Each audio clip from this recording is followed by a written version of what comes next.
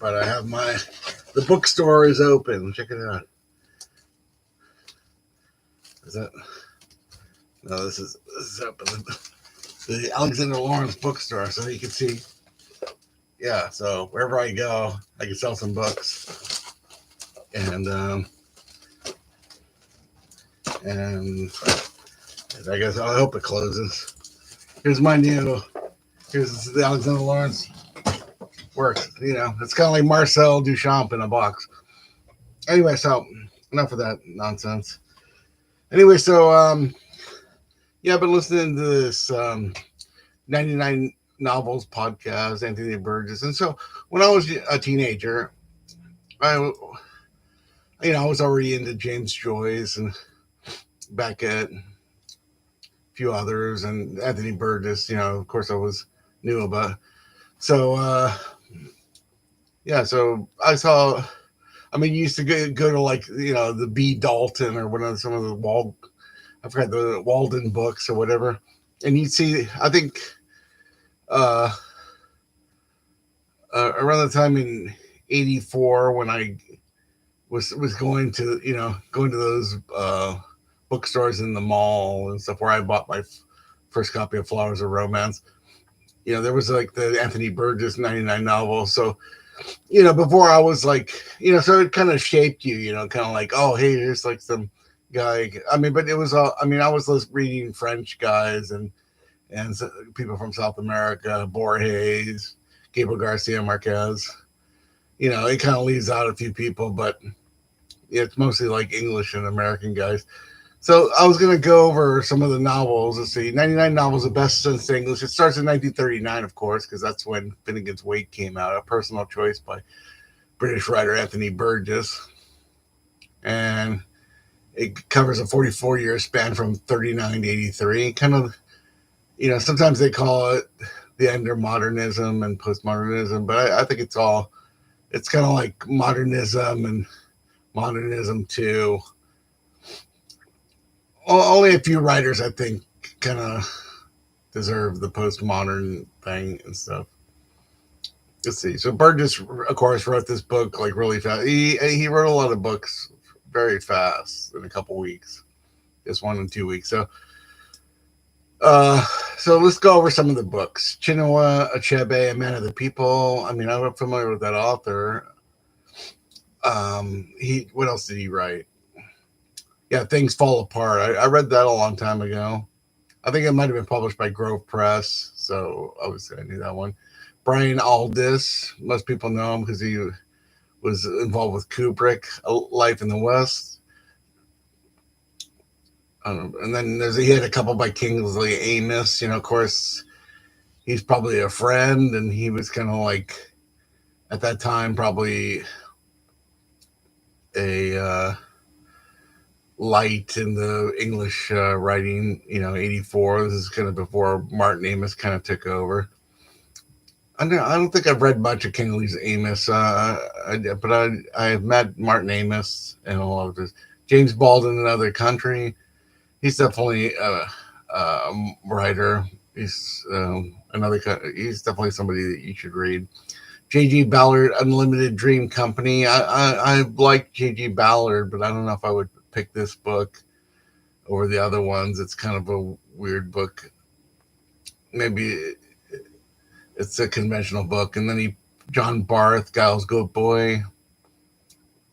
And he's definitely someone who I would consider maybe postmodern, kind of.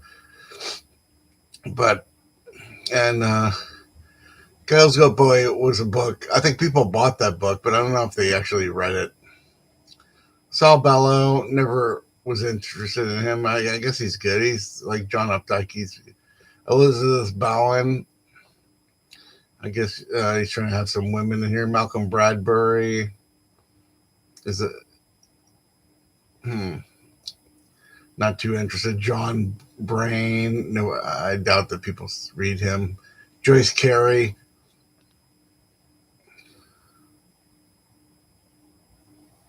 Huh. Remember seeing Raymond Chandler. Okay, well, yeah, I'm not really. I read a little bit. but not much. Ivy Compton Burnett, another. I mean, there's a lot of Brits. Like it seems like Patrick White. He's not. I don't know if he's even a Brit, or what was it? The other guy's Green or something. What was his name? Yeah, I guess these are all Henry Green. I mean, it's like just never. I mean, they just seem kind of like maybe like the E.M. Forster school of writing.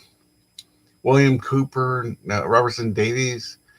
Remember seeing his books. I mean, he's like another one that's kind of fallen off. Len Dighton, Lawrence Durrell. Definitely, I've read a lot, but I kind of. I mean, I knew about him, but I've kind of read some biographies and kind of like he's kind of been a favorite over the last 5 or 10 years for me. I got to Lawrence Durrell late. What can I say? Ralph Ellison, Invisible Man, good book. William Faulkner, The Mansion. I don't know if I would pick that one. I mean, it's just sort of like Gigi Ballard. He picks like a weird book. Ian Fleming Goldfinger. I don't know. I don't know if Fleming's a great writer. John Falls, The French Lieutenant's Women. Yeah, I think I read that one. I confuse it with the other one, Sophie's Choice or something. Yeah, but John Falls is, I think he's okay. Okay, so Michael Frayn, never heard of him. William Golding, Lord of the Flies. I've talked to him about it on another video. I think he's definitely. I guess he's kind of maybe establishment, but I think he's good. Nadine Gordimer. She's South African. So here's the first big one. Alistair Gray, Lanark. I think Lanark and Poor Things should be read by everyone. I think we'll probably be doing a video about Poor Things later. Henry Green. Graham Greene is another one that came too late, probably in the late 90s. And here they mentioned Power and the Glory, The Heart of the Matter. I'm not an expert. I read a book about Graham Greene, like a lot of one of biographies. It was William Harris, L.P. Hartley, Joseph Heller. Like, I know, Catch 22. I guess that's pretty good. I should probably read that. I've read a little bit of it. And for Ernest Hemingway, he puts For the Bell Tolls, Old Man in the Sea. So, I mean, so far, like, Hemingway is unavoidable. And all these people, let's see. Okay, so I think J.G. Ballard's great. William Golding, Alistair Gray, Faulkner, but not Lawrence Durrell. And where we're at, Hemingway, I think is pretty good. Okay, so there we are. Okay, so Russell Hoban, who knows who that is? Richard Hughes, still unknown. But I don't know. Yeah, I mean, so who are these? Aldous Huxley. I mean, he has 3 books. I like Aldous Huxley. I mean, I would prefer Count Pointing Count what point? What's it called? Point Counterpoint and Brave New World. Christopher Isherwood, another odd book. A Single Man. I mean, there's Berlin Diaries. There's other ones. Erica Jong is on here. James Joyce's Finnegan's Wake, which I like. Doris Lessing, The Golden Notebook. I think that's definitely canonical. David Lodge, Malcolm Lowry. I did a video just a couple days ago about Under the Volcano. Colin McGinnis. Maybe that's kind of light reading. That's like Ian Fleming and stuff. Narren Mailer, not a fan. Never got into him. Same with Bernard Malamud. I mean, some of these people are they're totally unknown, or they're. It seems like their time kind of passed by and stuff. Olivia Manning, no idea. She might be the Balkan Trilogy. It sounds pretty good. I mean, Somerset Maugham, The Razor's Edge. Yeah, Mary McCarthy. Yeah, yeah. I wouldn't call those novels, but she might be pretty good. Brian Moore, Iris Murdoch, just kind of okay. So here's another big one. Besides Hemingway and Alistair Gray, Vladimir Nabokov, he puts Pale Fire into the Defense. I would say, if I put two books, I would say Pale Fire and Lolita. VS Napalm, A Bend in the River. I think he's probably, as far as Brits, I think he's kind of up there. Arcane Narayan. I don't think I know who that is. And Flann O'Brien's one of my favorite Irish writers. I Swim Two Birds. People, Flannery O'Connor, Wise Blood. Definitely read that. John Harris is okay. George Orwell.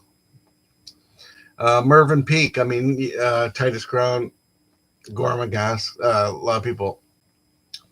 He's kind of forgotten. He was kind of up there. Since we've kind of like rated like the Lord of the Rings and some of the other English things, like maybe Mervyn Peake will have his day. So Walker Percy, James Plunkett, Anthony Powell. Uh, G.B. Priestley. Some of these ones aren't really doing much for me. Okay, Thomas Pynchon. Yeah, Gravity's Rainbow. Yeah, he's written a lot more books since then, but Gravity's Rainbow. As far as '84, I think Gravity's Rainbow was like the main book. Mordecai Rickler, Keith Roberts, Philip Roth. No, I never got Philip Roth is supposed to be good, but I've never really gotten into Philip Roth. I gotta check it out. J.D. Salinger, Catching the Rye. That's kind of like the American Lord of the Rings. Everyone probably reads it. William Sampson, Bud Schulberg, Paul Mark Scott, Neil Shute, Alan Stilto, C.P. Snow.